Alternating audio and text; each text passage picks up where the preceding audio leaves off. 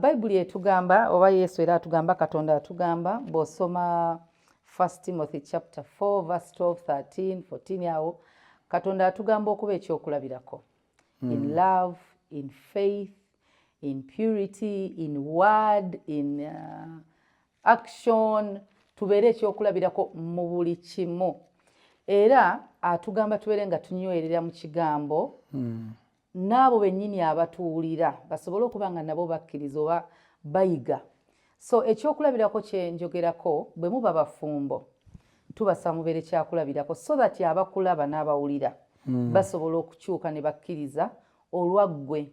Beera ekyokulabirako mu bikolwa. Bw'ogamba nti oli mufumbo, love your wife. Bw'ogamba oli mufumbo, love your husband.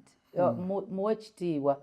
Leka abaana bakulire mu maka ge tugamba Christian home ng'ebikolwa byebyo eby'ekikristaayo. Ate era n'abaana abava mu nnyumba ey'omukristaayo leka ensi emanye nti abaana ba mukristaayo. Spare a rod and spoil a child. Bayibuli bw'etugamba suula omuggo oyonoona omwana. Kati tubeere kyakulabirako era kiba kinsanyusa omuntu bw'agamba nange munkolera kitegeeza tuli kyakulabirako kirungi gy'ali. Gwe tutakolera unless if you have a problem by the way. Tetuyinza kukolera. Naye Katonda yennyini ayina abatamumatira nga ye yabatonda. So no comment ku be tutakolera.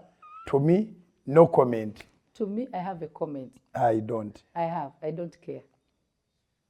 Ate kati olwo obeera oyingidde mu lutalo olutakwatako